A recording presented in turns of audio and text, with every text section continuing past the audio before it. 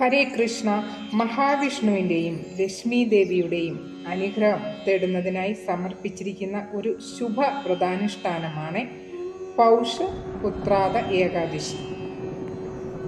സന്താനം ഇല്ലാത്തവരും സന്താന ദുരിതം അനുഭവിക്കുന്നവർക്കുമായുള്ള ഒരു ഏകാദശിയാണ് ഈ ഏകാദശി.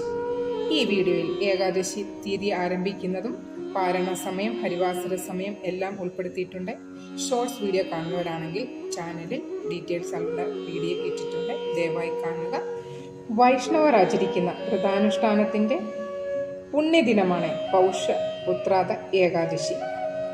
ഈ വ്രതം അനുഷ്ഠിക്കുന്ന ഭക്തന് ലക്ഷ്മി ദേവിയിൽ നിന്നും മഹാവിഷ്ണുവിൽ നിന്നും പ്രത്യേക അനുഗ്രഹങ്ങൾ ലഭിക്കുമെന്ന് വിശ്വസിക്കപ്പെടുന്നു. ഇത് ജീവിതത്തിലെ വിവിധ കഷ്ടപ്പാടുകളിൽ നിന്നും ആശ്വാസം നൽകുന്നു. ഈ വ്രതം അനുഷ്ഠിക്കുന്ന ഒരാൾക്ക് അതിൻ്റെ മഹത്തായ പ്രാധാന്യം കാരണം ജീവിതത്തിൽ പൂർണ്ണമായ സംതൃപ്തി